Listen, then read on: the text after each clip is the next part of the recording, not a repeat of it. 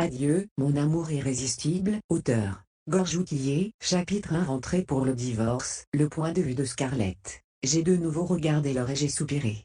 Cela faisait 1 heure et demie que j'étais descendu de l'avion, et au fil du temps, j'avais perdu le décompte des fois où j'avais jeté un coup d'œil à ma montre. Mon époux, Charles mort, était introuvable. Il était censé venir me chercher à l'aéroport. Il devait certainement être avec sa petite amie. En secouant la tête, j'ai souri amèrement à cette pensée, je me suis levé et j'ai traîné mes bagages hors de l'aéroport. Il y a 3 ans, j'ai épousé Charles. Cependant, peu après notre mariage, j'avais reçu de bonnes nouvelles de l'université de mes rêves à l'étranger. J'étais admise dans l'un de leurs programmes, alors j'étais partie y étudier. Cela faisait 3 ans que Charles et moi ne nous étions pas vus. En mon absence, il passait tout son temps avec la femme qu'il aimait vraiment. J'avais terminé mes études et j'étais enfin de retour. Je désirais mettre fin à notre mariage nominal. Je me suis décidé à arrêter d'espérer des choses qui n'arriveraient jamais. En rentrant en taxi, j'ai envoyé à Charles un message qui disait « Il faut qu'on parle ». Peu après, j'étais debout dans notre maison vide. J'ai mis mes bagages de côté et me suis dirigé vers le salon. Je me suis assise sur le canapé et j'ai attendu. L'apparence et l'odeur de la maison donnaient l'impression que personne n'y avait vécu depuis des années. Au mur, la photo de notre mariage était toujours accrochée. Cela m'a à la fois offusqué et attristé. J'ai regardé mon téléphone. Toujours aucune réponse de Charles. J'ai supposé qu'il ne rentrerait peut-être pas ce soir. Mais je suis restée assise pendant un long moment, plongée dans mes pensées. Puis, j'ai entendu une voiture se garer à l'extérieur. Je me suis levée de mon siège, sentant mon cœur battre la chamade. Avais-je encore quelque chose à attendre de mon mari au cœur de pierre? Possible. Ou pas. Mais au dernier moment, j'ai grincé des dents et j'ai serré mes mains tremblantes. Je me suis dit, je suis là pour en finir. La poignée de porte a tourné et la porte s'est ouverte. Charles a allumé les lumières, qui ont projeté une grande ombre de lui dans le couloir. Il est entré. Il était revêtu d'un costume noir anthracite et d'une chemise blanche-neige.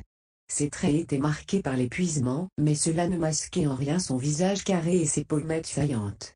Toujours le même Charles. Toujours cette aura glaciale que je pouvais ressentir à quelques mètres de lui. À mesure qu'il s'approchait, mon cœur battait plus vite et je respirais par saccades. Dire que j'avais oublié à quel point il était beau. Il était comme un dieu qui n'avait pas sa place dans le monde des mortels. Son charme faisait que les gens succombaient. Le temps avait fait de lui un homme plus mûr, qui faisait tourner les têtes. J'ai détourné mon regard alors que je sentais mes joues s'empourprer. Il s'est dirigé vers le canapé et s'est assis. Je me suis assise sur le siège en face de lui. Puis, il m'a fixé de ses yeux froids et acérés. J'ai d'abord pensé à baisser la tête et à éviter de le regarder directement, mais j'ai forcé mon menton à se redresser. Je voyais mon reflet dans ses yeux sombres. Tu es de retour. Il a parlé avec son ton monotone habituel, ce qui m'aurait fait hérisser les poils si je ne le connaissais pas si bien. Oui, ai-je répondu en gardant une voix aussi nonchalante que la sienne. Mon avocat vient de t'envoyer un email. En parlant, Charles a desserré sa cravate. Sa poitrine musclée se voyait à travers sa chemise. D'accord, laisse-moi vérifier. J'ai dégluti et j'ai essayé de garder tout mon sang-froid sans laisser transparaître la moindre émotion. J'ai pris mon téléphone et j'ai ouvert ma boîte aux lettres électroniques, et l'objet du dernier courriel dans ma boîte m'a sauté aux yeux. Accord de divorce. Malgré le fait que je m'y attendais, j'ai eu l'impression que quelqu'un avait planté un couteau dans ma poitrine. La douleur était rapide et saisissante, et la seule raison pour laquelle j'en étais reconnaissante était qu'elle m'a empêché de voir le charme de Charles pendant une seconde. Très bien. Je vais le signer. En rangeant mon téléphone, j'ai regardé mon futur ex-mari. Sous peu, il ne m'appartiendrait plus. J'ai eu un bon moment en prétendant être Madame Mort. Mais il fallait que ça se termine, et je devais virer M mort de mon monde. Ne veux-tu pas lire l'accord d'abord? Pas besoin. Je suis sûr que M mort traitera bien son ex-femme. Je me suis forcé à sourire. Ex-femme.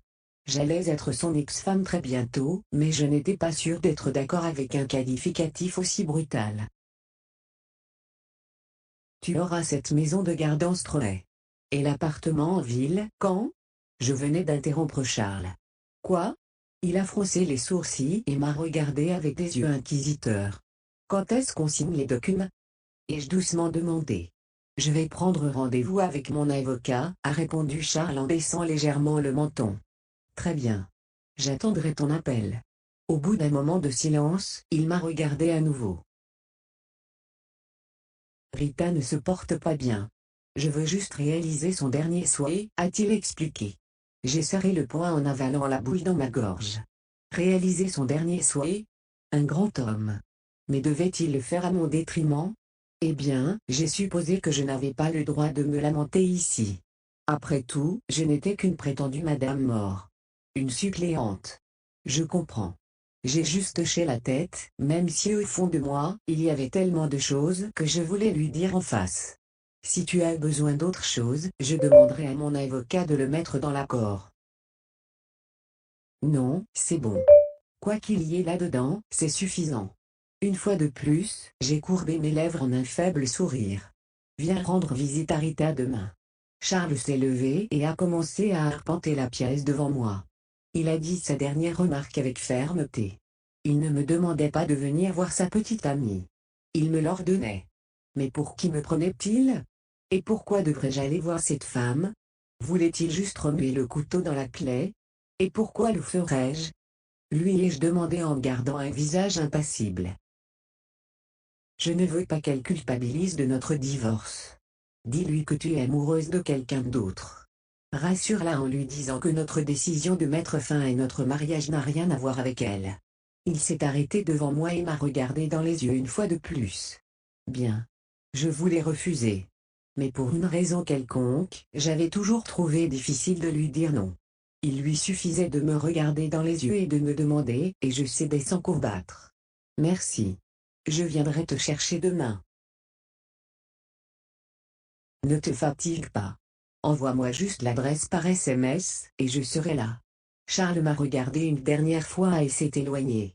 J'ai regardé sa silhouette s'éloigner tandis que des larmes montaient dans mes yeux. Nous avions caché notre mariage pendant les 3 dernières années. Personne ne le savait à part notre famille et nos amis proches. Il y a quelques mois, les médias avaient annoncé les fiançailles de Charles et Rita. Des photos de Rita essayant des robes de mariée avaient également été publiées et avaient circulé sur Internet. Quel mariage parfait! Il m'était arrivé de passer de longues nuits à regarder ces photos, et à chaque fois, mes yeux se dirigeaient automatiquement vers Charles. J'avais pensé que je ne devais pas désespérer de notre union et que tant que je restais mariée avec lui, il y avait encore une chance qu'il tombe amoureux de moi et qu'alors notre relation devienne réelle. Je l'aimais, et tant que c'était le cas, c'était suffisant. Je n'avais réalisé que bien plus tard que j'avais aussi besoin qu'il m'aime en retour, et pas seulement pour un peu. Je souhaitais qu'il m'aime autant que je l'aimais. Pendant ces 3 dernières années, j'avais passé mon temps à l'attendre. J'avais essayé et fait de mon mieux pour lui montrer mon affection malgré la distance qui nous séparait, mais je n'avais rien obtenu en retour. Finalement, j'avais laissé la vérité me démolir. Ce jour-là, la Scarlett collante et en manque d'affection a connu une mort douloureuse, et de son cadavre est née une nouvelle Scarlett, revêtue d'une armure si épaisse qu'aucune épée ou lance ne pouvait la percer. Je suis montée dans ma chambre avec mes valises et j'ai déballé mes vêtements. Puis, j'ai pris une douche et me suis changée en chemise de nuit. On aurait dit que personne n'avait touché à la chambre depuis mon départ. Pas le moindre bibelot déplacé, pas le moindre pli sur les draps. De toute évidence, Charles ne l'avait pas utilisé au cours des 3 dernières années, car il vivait probablement ailleurs avec Rita. Cette pensée m'a fait étouffer. Je me suis rendue sur le balcon pour respirer un peu d'air frais. À mon grand étonnement, j'ai vu la voiture de Charles toujours garée dans l'allée. Que faisait-il encore ici? Ne devrait-il pas être en train de rejoindre sa Rita bien-aimée? Pendant que je regardais fixement sa voiture, mon téléphone a sonné. C'était Tiana, ma meilleure amie. J'ai décroché. Tiana. Scarlett. Bienvenue à la maison. Merci. Je suis toujours en voyage d'affaires. Je suis désolé de ne pas avoir pu venir te chercher à l'aéroport aujourd'hui. C'est pas grave. Le travail passe avant tout. Tu es de retour pour de bon ou tu vas repartir à la première occasion? Je pense que je vais rester pour l'instant. Super. Viens travailler dans notre station de télévision alors. Je veux dire, tu es parfaite pour ce travail. Tu as étudié les médias, ta voix est agréable à entendre, et tu es magnifique. Les gens vont t'adorer. Tu t'intégreras parfaitement. Qu'est-ce que tu en penses? D'accord. Tu as parlé à Charles? La voix de Tiana est soudainement devenue basse comme si elle voulait sentir quelque chose. Oui. J'ai de nouveau regardé la voiture de Charles dans l'allée. Il t'a parlé de sa petite amie? Quel connard sans scrupules. Comment ose-t-il te parler d'elle? Ce n'est pas grave, Tiana. Il m'a demandé de voir Rita demain, et j'ai dit oui. Quoi? Tu as accepté de rencontrer cette salope qui a volé ton mari? Tu as perdu la tête, Scarlett? Cette femme a séduit Charles et l'a encouragé à divorcer de toi. Je ne sais vraiment pas pourquoi elle gaspille son énergie. La famille Moore l'a désapprouvée pour Charles il y a 3 ans.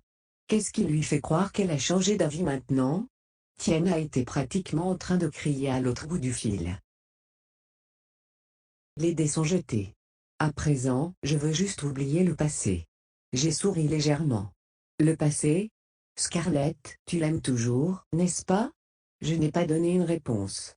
Bien sûr que je l'aimais toujours. Jamais je n'ai cessé de l'aimer. Scarlett. Le cri de Tiana m'a ramené à la réalité. Je suis fatiguée, Tiana. Je t'appelle demain, d'accord? À bientôt. J'ai raccroché le téléphone avant même que Tiana ne puisse protester et j'ai pris une profonde inspiration. La voiture de Charles était toujours là, et il ne semblait pas avoir l'intention de partir de sitôt. Mais qu'est-ce que ça pouvait me faire? Tout à coup, la fatigue a fini par peser sur moi. Je suis retourné dans ma chambre et me suis glissé dans mon lit. En m'allongeant sur le dos, j'ai regardé le plafond et j'ai attendu que le sommeil vienne. Quelques instants plus tard, j'ai entendu quelqu'un frapper à la porte. En me frottant les yeux, je me suis glissé hors du lit et j'ai ouvert la porte. Charles était debout à l'extérieur.